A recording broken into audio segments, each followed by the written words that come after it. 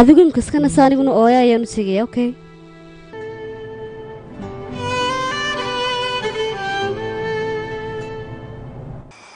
ما يسال بقى أركان كاتل بطاي ما يولالكي وحلوكو كما لها يدو أركانكا وجهك محاكا قد عيادك الباب كان ولا اسكو خداي واحد يمي جيران arrinta beddelna ay salba ka hadlanay ma beedda kaga dacwatayadu ii sheeg walaalkayo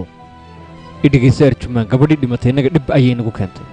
indhaha dadkoo dhaminay inaga ayna soo eegay markaan anigu tago ay wax walba xalismayaan soo maaha ii sheeg haa hey waxaan doonayaa walaal inaad ayaamo yar maqnaato wax badan maaha sabaanjad dhowr ayaamo soo yar joogaysa intay waxaan dhan u dhacayaan walaalkayo ma taasan maanta la timi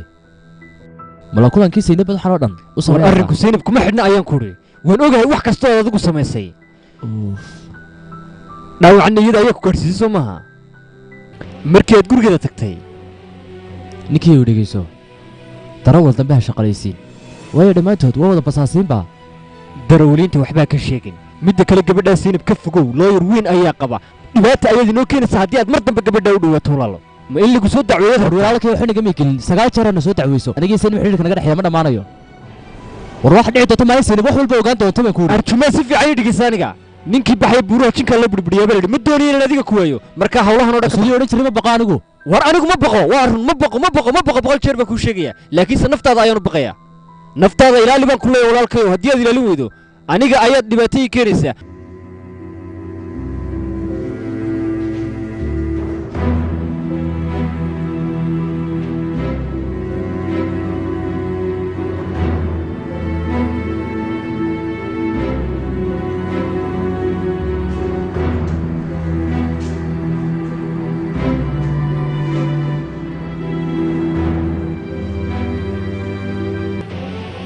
warkan waxa ku hoos duugan cidimo ogaan karto aniga iyo adiga mooyaane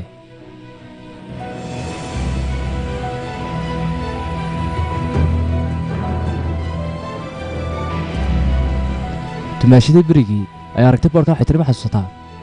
waa maxay albaabadan aad gargaraacaysaa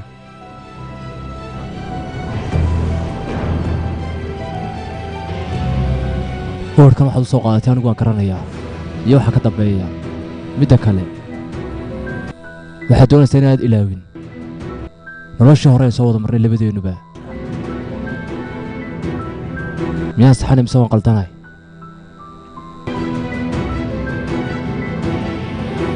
boorkan kuu muuqda cad ee arkaysid wuxuuna xasuusinayaa nolosheennii hore ee madoobeed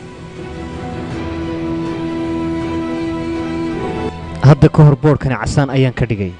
weliba adiga darta ayaan midabkiisa u beddelay iminkana waxba iguma aha in adiga dartaa midabkiisa u beddelo